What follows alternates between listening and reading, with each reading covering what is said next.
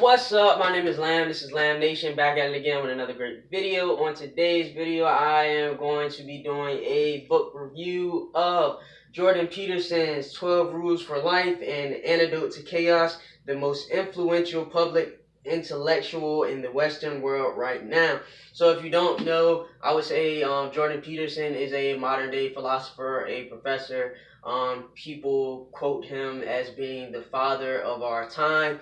I think a lot of his inspiration for what he does is the fact of adults feeling lost in the world, not knowing what to do. It's getting harder and harder, as the years go by to get housing and, live a righteous life. So he wanted to give some rules on how he thinks that, young people and I guess essentially all people should live their life. First, I'm going to start off by reading the rules.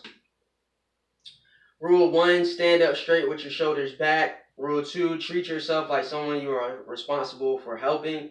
Rule 3, make friends with people who want the best for you. Rule 4, compare yourself to who you were yesterday, not to who someone else is today. Number 5, do not let your children do anything that makes you dislike them. Number 6, set your house in perfect order before you criticize the world. 7, pursue what is meaningful, not what is expedient. Rule 8, tell the truth or at least don't lie. 9, assume that the person you are listening to might know something you don't. Rule 10, be precise in your speech. Rule 11, do not bother children when they are skateboarding. Rule 12, pay cat when you encounter one on the street. So, some good things that I do like this book is I like the fact that he wrote this book. I wouldn't necessarily say that it's a self-help, self-motivation type book. It literally is a 12 Rules for Life, and he kind of picks apart what it means to live a righteous and noble life and how you can live your best life. And he kind of picks it apart in an analytical way. So I do like that.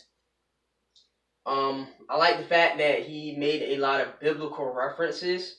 So I like the way he analyzed the Bible and he related that to real life. I don't even think he's a Christian or that he even believes in the Bible.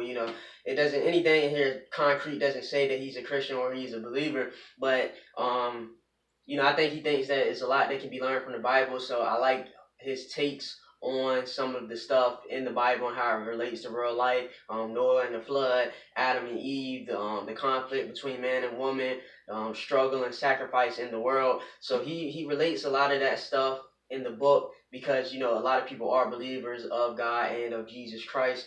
So I like the fact that he put that in there. He has some good, let's say, quotable phrases or impactful stories that you can remember. Some of the stuff I wrote out. Women advance the human race by being selective mates. I like that. Basically, he was saying that if women just slept with anybody, then we wouldn't be where we are today. Women advance the human race by, mating and reproducing with the best, the best, what they consider the best males. When you have something to say, silence is a lie. I like that. I never thought about it like that. Life is brutal, but man's capacity for evil makes it worse. That gets you thinking. And he further explains these concepts. I just took out sentences from the book. What should you do when you don't know what to do? You should tell the truth. So I like that also. This is the first book that I actually read where I went through and I took notes. These are the notes for what I'm going over today, but I also took notes of certain stuff in here throughout. So,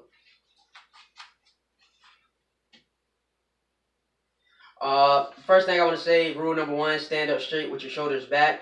He talked a lot about lobsters. I like that. The lobster facts were very interesting. So it started off pretty good, started off pretty strong. Stand up straight with your shoulders back. It was basically a chapter basically saying like how your posture can change how you act and change how you think and how you portray yourself in the world. If you portray yourself as a confident person, you'll be more confident. If you stand up confident, you'll be confident. Stuff like that and vice versa. So I like the fact that he put that in and that was at the forefront of the book. Let's see. So in this chapter rule 2, I believe. Treat yourself like you are somebody you are responsible for helping. That was very interesting. I'm not going to go into too much detail, but basically saying that people, when you care for somebody else, if you care for a loved one or you care for a pet, we often tend to take better care of them than we do ourselves. So that was an interesting chapter. Somewhere in this chapter, he started over explaining order and chaos a lot. I did not like that. It was a bit of a ramble where he just kept talking and talking about order and chaos. And for him to spend so much time on it, I guess it's something that he likes to go over, and that means a lot to him. The facts of order and chaos, that's what he thinks life is. Life is suffering. Life is order and chaos. But to me particularly, those words, order and chaos, didn't really mean anything to me for him to dwell on it in the chapter a whole lot. The next thing, I want to say around rule number 6 or rule number 7, I can't think of which one it is, but pursue what is meaningful, not what is expedient. I think this is the chapter. He starts talking about somebody named Friedrich Nietzsche in World War II a lot. He talks a lot about this Friedrich Nietzsche guy. I think he's a philosopher, I don't know, from World War II. He talks about World War II, and he talks about the Gulag and concentration camps a lot. So I didn't particularly like that because I do know a little bit about World War II, but I don't know too much, and I feel like he put a lot of detail into facts about whoever Friedrich Nietzsche is, the Gulag, and World War II. So if I don't have if I don't have adequate knowledge about the subject, you kind of get lost. And I'm like, what are you like? I'm reading. I'm like, what are you talking about? And then I had to go back and I had to reread it. And I didn't do research because the book is already long, so I didn't stop and do research on these particular matters. I just kept reading it and tried to make it out for what I thought it to be and thought it to mean, and just from my prior history of world history and World War II. And during rule number 8, he made a joke about communism, and he was joking communism. I like that because it's pretty funny. So he does throw humor in the book. It's subtle, but it is in there. So that was good. Somewhere in rule number 11, he explains the gender roles of men and women and boys and girls. And I think that's basically how he blew up, because they were trying to make it this law in Canada that you had to call people by whatever gender pronoun that they preferred, and he pushed back on it. So he talked about how a lot of these gender roles are not just societal, they're biological, and they are natural. In some instances, he mentions a lot about some one of them cold countries up north that they push for equality between men and women, and the more they push towards equality, the more separate that these gender roles get, the more defined that the roles of men and women get, the more they push towards equality, because basically saying that it's not a social thing or societal thing, it's a natural thing that men are men and women are women. And I like that because that's pretty much the truth. And he explains this in his chapter, Do Not Bother Children When They Are Skateboarding. Let's see. Rule number 12, pet a cat when you encounter one in the street. So he says that, and then he starts talking about dogs, and he talks about his family's personal dog, and then he talks about his daughter and all the stuff she had, the problems wrong with her bones and stuff like that. I didn't particularly like that too much because it's okay. It's okay to talk about your family, but do it in a way that is entertaining, engaging, and that keeps me interested. Because he places importance on his dog and his daughter, but I really don't care too much about his dog, his daughter, or his cat. So pet a cat when you encounter one on the street. So this whole chapter could be summed up in enjoy the little things. Have you ever seen Zombieland? In Tallahassee, he likes his Twinkies and he's shooting guns in the air, and they knock over everything in the Indian shop and they having fun or whatever. And enjoy the little things. That's basically what this whole chapter was. So it basically could have been cut out. It was just him talking about his family. Just a long-winded way for him to say enjoy the little things. I would sum that whole chapter up with that one phrase, enjoy the little things. So that was the good things about the book. Some of the things that I did not like about the book is the book was pretty long. I read kind of slow, so it takes me a while to get through books. And towards the end, I just really wanted to finish. like I said, he does tend to ramble a little bit. He does, he starts out with these points. He has these 12 rules, and then he talks about something totally unrelated to the points. And then sometimes he comes back to his main point, and sometimes he doesn't. And sometimes I'm just like, what was this whole thing for? He does do a lot of over explaining.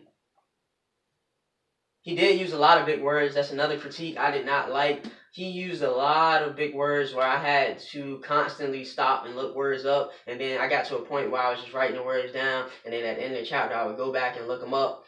So I would say this book, like I said, is not a self-help book. It's not a self-motivation book. I think this book, I don't know what his target audience was for this book. Like I said, he wrote it in 2018. He's coming out with another one in 2021. But I don't feel like this is for young people, or maybe I'm just, I don't know, maybe it's for young people who are smarter. But I, for one, kind of struggled to have the attention span to read through a book of this nature, especially when he tended to repeat himself. I struggled because he did use big words. So to improve this book, I wish that he would have just took out the best parts. And then from what I'm hearing, the book was short and he added parts to it. I don't know how he would do that, but he should have wrote it in simpler terms. He should have took out the best parts, and it would have taken it from a good book to a great book. So I'm not saying don't read it. You can read it. It's a good book. I like some of his lectures and videos. I like hearing him like through audio more than I like reading his context, because he wrote it how he talks, and it just sounds better when you hear it through your ears versus reading it. So if you're looking for a book for motivation, self-help, and self-improvement, I do recommend these books that I would read first. I would read Damon John, Rise and Grind. I would read Charlemagne the God, Black Privilege. I would read The Happiness Equation, Neil Parishka. And I would read the Miseducation of a Negro, and I read that by Carter G. Woodson.